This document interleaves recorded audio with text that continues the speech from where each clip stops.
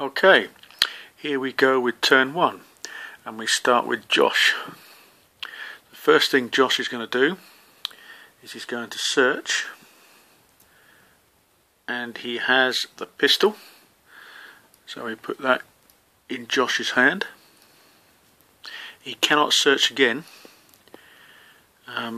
so what he's going to do is going to use another action to move into this room, ready for when this door opens. So unfortunately that is all that Josh can do. So we now have Wanda to go. She's also going to search, and she's got the crowbar, so we put that in her hand. That's one action. Second action, she's going to move here. The third action, she's actually going to open the door with the crowbar. Crowbar doesn't create noise when it opens the door. Each figure represents one noise, so there's two noise in that room now because they've moved. So that is Wanda's go over. We now move on to Doug. Doug is also going to search, and he has the fire axe, and he is going to take his second action to move into this room. And finally we have Amy. Amy is also going to search, and she has gasoline, which is good. She only needs to find the bottle and she can make a Molotov, but I don't think we're really going to need that in this scenario. So that's her first action. Second action is she's going to move into this room. Now that is the end of the survivors' first phase, first round. Nothing special. So we now move on to zombie phase. Remember, the first thing they have to do is attack. They can't attack, so they move on to the next phase, which is to move. So this zombie will move down this way because the noise is created round here. The zombie up in the far corner will also move down one zone, and we now have to spawn up there. So the first card we get is one walker.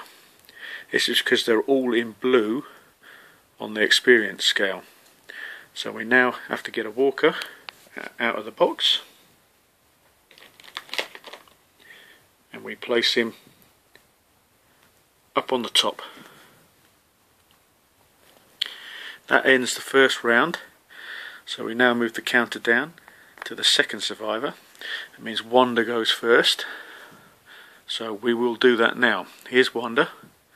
She's opened the door, remember, and she's got a crowbar. So what she's going to do, one action to move out, and she's going to attack that zombie with her crowbar.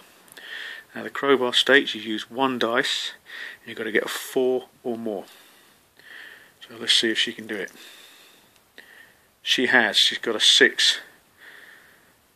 So that zombie is brown bread, and Wanda moves up to 1 on the experience scale. So that is Wanda's go over. What I'm going to do now is it's Doug to go, and he's going to search again, and he has a glass bottle. Now then, that is brilliant. So what Doug is going to do for his second action, because he's in the same room as Amy, he's going to trade. He's going to give Amy the glass bottle. Now these two combine, so we've got to search through the equipment deck for a Molotov. There it is. Put the deck back. So we now discard these two cards and replace it with a Molotov cocktail.